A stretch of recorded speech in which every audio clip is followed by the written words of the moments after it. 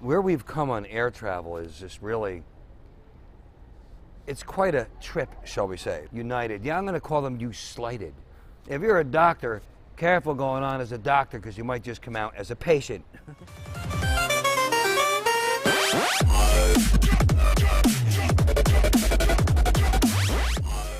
You know, in the early going, it was like only the rich, and then only the rich on the SSTs, right?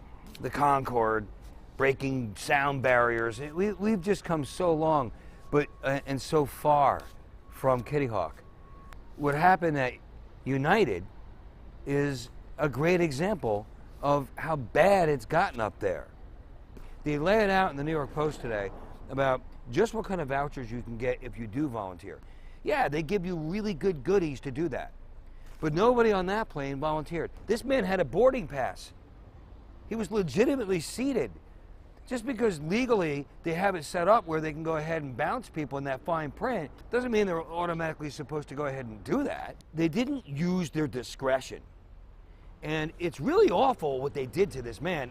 You don't go dragging the man and his dignity up an aisle like that. The hell was United thinking? Not to mention the man's age. We're not talking about a 25-year-old strapping young man. We're talking about a man, I think it was mid-60s. From what I'm reading, it's not like he was all that honorary at first. He got cut lips. I mean, look at him. Dragging him. Everyone on board there, like a lot of these people are saying, what are you doing to him? Leave him alone. Like, the people rose up and said, stop.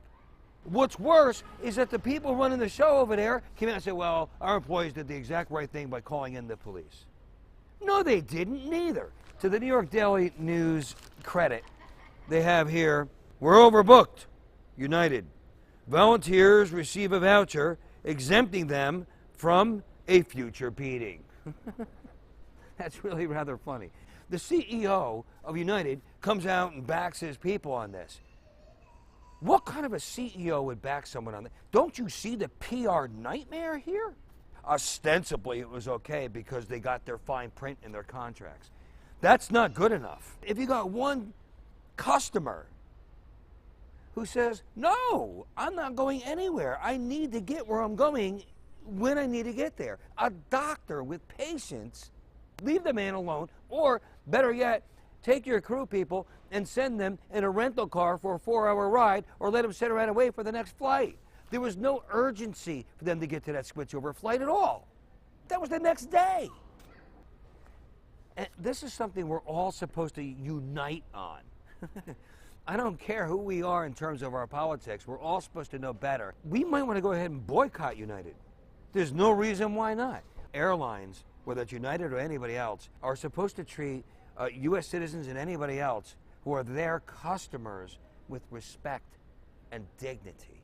To just ignore the reality of what it is to be a customer is beyond the pale. I'm Rob Arnold. I say it's unbelievable what United did here, whatever the legal standing, and I say that's a pretty good piece of perspective for you. Perspective is paramount. Keep the proper perspective.